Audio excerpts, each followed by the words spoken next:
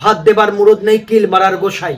শিক্ষা উপদেষ্টা মহোদয় কি বিন্দু মাত্র শিক্ষকদের অসম্মানে একটু লজ্জিত হয়েছেন?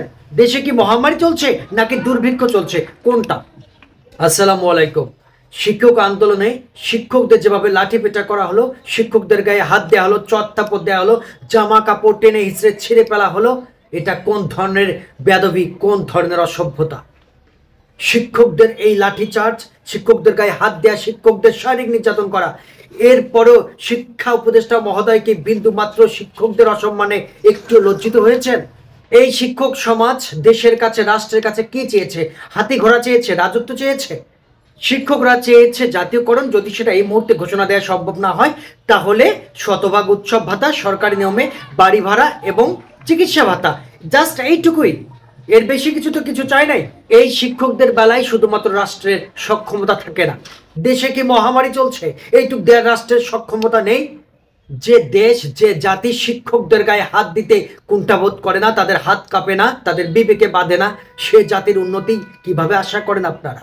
শিক্ষকদেরকে লাঠিপেটা করবেন, শিক্ষকদের গায়ে হাত দেবেন, চট থাপ্পড় দেবেন, বিবস্ত্র করে ফেলবেন, জামা কাপড় ছেড়ে ফেলবেন, যখন যেভাবে ইচ্ছা আপনারা লাথি দেবেন। তখন যদি শিক্ষকরা কথা বলে, তখন শিক্ষকরা হয়ে যায় দোষী। ভাত দেবার মুরদ নেই কিল মারার গোসাই। খাওয়াতে পারবেন না, ঠিক মতো পড়াতে পারবেন না, আবার যখন তারা অধিকার চাইবে, যখন তারা মুখ ফুটে কথা বলবে, তখন তারা হয়ে যাবে অপরাধী। তাদের গায়ে আপনারা হাত দেবেন, লাঠিপেটা করবেন, যেভাবে ইচ্ছা লাথি দেবেন।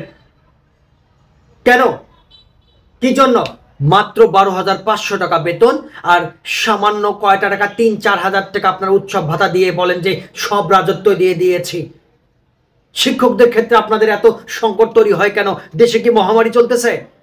আমি শিক্ষক সমাজদের বলতে চাই, মাদ্রাসা ছুটি হয়ে গেছে। আপনারা যারা আছেন, যেভাবে যে অবস্থা আছেন, সবাই আন্দোলনে যোগ দেবেন। আমাদের দাবি পূরণ না করা ছাড়া, আমাদের অর্থনৈতিক নিশ্চয়তা ছাড়া আমরা কোনোভাবেই রাজপথ ছাড়বো না। এখন শিক্ষকদের বিরুদ্ধে অভিযোগ কি? উল্টো অভিযোগ, উল্টো দোষারোপ করে বলছে যে রাস্তা ব্লক হয়ে গেছে। রাস্তা তো ব্লক হবে, এটাই স্বাভাবিক, হওয়াটাই স্বাভাবিক। 6 লক্ষের বেশি শিক্ষক যদি প্রেস ক্লাব কেন, গোটা রাজধানী শহরে, ঢাকা শহরে যদি পা রাখে, এমনিতেই তো রাস্তাঘাট বন্ধ হয়ে যাবে। এটা খুব স্বাভাবিক।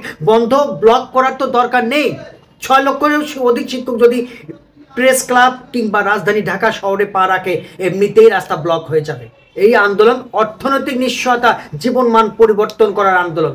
এখানে কাউকে ক্ষমতায় বসানো কিংবা কাউকে ক্ষমতাচ্যুত করার কোনো উদ্দেশ্য নেই। শিক্ষক সমাজ রাস্তায় নামেনি। আমরা শিক্ষক সমাজ বারবার একটা বিষয় বলেছি, আমাদের এই সামান্য চাওয়াটুকু পূরণ করেন, আমরা এক্ষুনি চলে যাব। শিক্ষকদের বেলা আপনাদের তো কার্পণ্যতা কেন? এই আন্দোলন ততক্ষণ পর্যন্ত চলবে যতক্ষণ পর্যন্ত আমাদের অর্থনৈতিক নিশ্চয়তা এবং জীবনমান উন্নয়নের কোনো চেষ্টাই করা হবে না, ততদিন পর্যন্ত আন্দোলন চলবে।